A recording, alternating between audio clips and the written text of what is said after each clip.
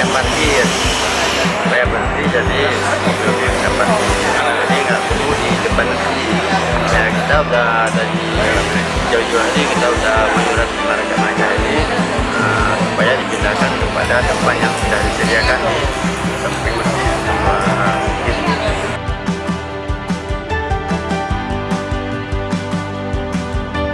Penolakan tadi Pak? Ada yang menolak?